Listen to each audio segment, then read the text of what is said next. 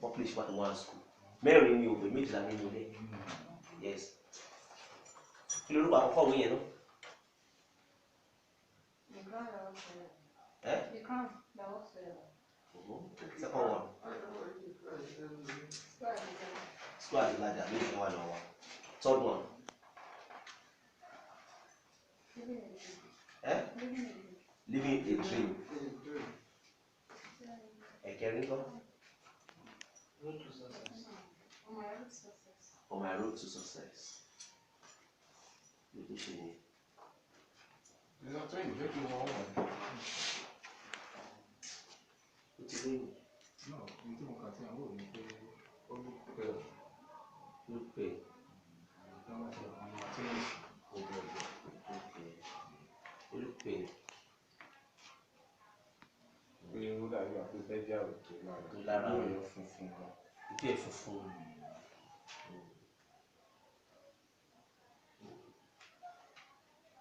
Stop. Ṣé wọ́n á lè ṣàmúṣe? Àbúrò sàlámì ọkọ̀ tó ní. Ẹ̀gbọ́n wọn ká máa ń sọ. Ẹ̀gbọ́n wọn ká máa ń sọ yẹn lórí afẹ́fẹ́ ìgbẹ́lẹ̀. Gbogbo ẹni àwọn ọ̀rẹ́ tó pèsè sí tó yẹ náà. Ó ti tẹ́kìn àgbẹ̀ tó tẹ́kìn fún. Wo tó ìbùsùn látòkè délé lẹ́yìn náà ti gbóló láfẹ́fẹ́ yẹn. Tó ti yẹ sísè. Ayọ̀ ọ̀sílẹ̀ mi. Nísìnyí, bàbá Ṣáfẹ́ máa ń rìn lórí ẹ̀. Orísìí àpò òfin ìsìn rárá àpò 15,000 naira sí. Ṣé ẹ̀gbọ́n mi sí? Bí ìta pé ẹ̀gbọ́n ṣe ti ní fọ́lọ́run pé. ṣé fún àti take care? Take care rẹ̀ kọ́. Kò ṣe take care rẹ̀ ní ọ̀kan. Káwọn ọmọ ìlú tó ní fún mi.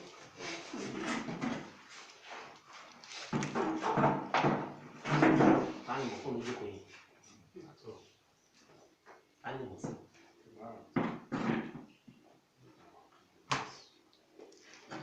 Ṣé ó máa ń ajáde awọlé padà? Àkọsẹ̀ yẹn láti mọ̀ dá. Àbí? Tó bá jáde lọ awọlé padà. So, òṣèlú ọ̀pẹ̀lẹ̀ wọ́n sì jẹ́ pé ajáde lọ awọlé padà. Irú ti Gàdíà, òun àárín yóò ajára sí yóò gbọ́dọ̀ mú gbé. Gbogbo ló ń gbé. So the years of do you believe in Christ? I believe in Christ. Yeah. But the spirit that lives in you now is Antichrist. That's the spirit disturbing you. But by the special grace of our Lord Jesus Christ, that spirit will be far from you in Jesus' name. So, Christy will not have one. So let me know the answer to Christy. That will start with it. So in case someone you find by the special grace of God, just 3 weeks. Then there's a program, 3 weeks by the time. So you understand? If there's something you want to little low. If mo love me, something we can one love, but I decide to say, okay. To discharge 3 weeks, 3 weeks of the program. All our spiritual, what I'm follow within that 3 weeks. So the issue, that's what I'm doing. Láyé ọ̀sẹ̀ mẹ́ta ìfọ́lọ̀ òkúta ọmọ sí táwọn táwọn ènìyàn àìtọ́pọ̀ ti ní òun rẹ́dì láti ṣẹ́jọ́ understand because by the time tábà máa dìkà ilẹ̀ at least ẹ̀ ṣe fọ́lọ̀ fáwọn drugs ẹ̀ nígbà díẹ̀ táwọn àwòmọ̀ fún yín sòdì èrè ewé àmà sọ́kà ìlànà ìjàmbá ìwà àkókò yẹn fún yín the only thing that is stress ẹ̀ máa ní láti máa wá síbí. Ọmọ ọgbẹ after 3 weeks owó mẹ́rin náà wà wà gbogbo ṣe gbogbo ẹ ṣe ń lọ sí. Wíwí kì í wá sìn àìlẹ́ ṣòkè sìn ọtún wà wò àwọn awò ẹ̀ ṣùgbọ́n tó yìn àwọn awò. Just ma take care. Why didn't you like this place? Àwọn èèyàn wọn pọ̀ ń bí gan àwọn ọ̀pọ̀ lẹ́wọ̀n ń bí. Mọ́mí Faith Modi. Àwọn èèyàn wà ń bí gan. Wọ́n tó tẹ máa láyé place wọn. Sẹ́tìrì. Wọ́n wà pẹ̀lú wà wo bí sẹ́tìrì.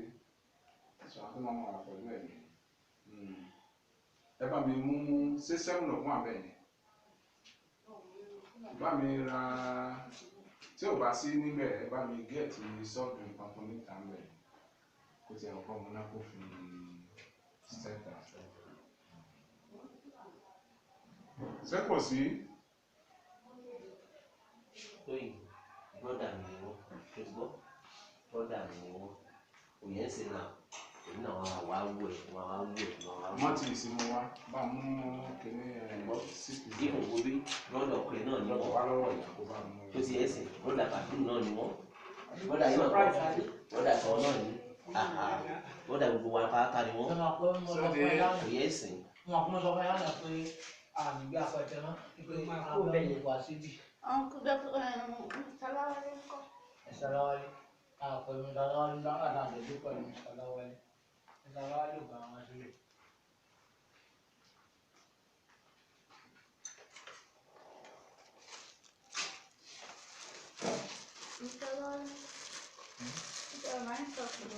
Àwọn wá rí ẹ̀ náà tó bá jẹ́ kó fẹ́ rí wọn. Gbà, have it. That's straw.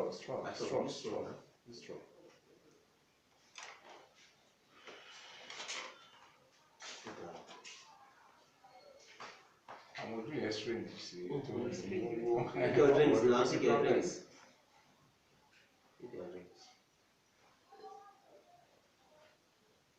Easy. Toyin, gba kó fẹ́lẹ́ yìí, kó fi lò ní torí stress gbogbo. Take, It please. won't have any effect on me. No. I don't take it. At all. When I was on the first day, I don't take it at all. I only take today. Please, take this. It's for your own good. Take. Look every day. Take it. Sometimes it destroys pregnancy. No. No. This can't destroy pregnancy, my dear sister. This can't. So you don't know. I say it can't. This can't destroy pregnancy. It can't. Take it. It's like paracetamol. Take now, shit. It's like paracetamol. No, you have more until you lagatin. Take it. Lagatin, this is not serious. It's not lagatin. Take it, baby. Take it. Maybe I'm here now. What the only thing they give me Take, my sister. not this guy. Hey, take that. Take it there. No. You better take it too. Don't take it. Everybody say now. I'm killing a baby. No. It can't kill the baby. Sorry, like Daddy Silver was warning me that I'm supposed to rush my pregnancy and make sure, like, look at the bride me as Tosin, go down.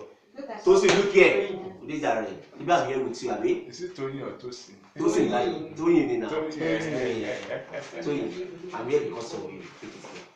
Take it. Everybody will take this one now. We are going to do the sugar and even buy our own drinks. Take your own. Hey, Mommy Faith. I take it. Take it. mi gba drinks wà lọ́dọ̀ ìyá kìíní bẹ̀. Wà á náà wá jókòó. Drinks kan mi ò kí mu drinks náà. Ẹ yóò fi mọ̀ Take it. Omi nìkan máa ń mu. Bẹ́ẹ̀ fi ṣe nǹkan ni. Take it now. Baby, I take it. Wálẹ̀. Má sọ negative talk yàrá. Go see that again, Jare. Come on. Take it, yeah.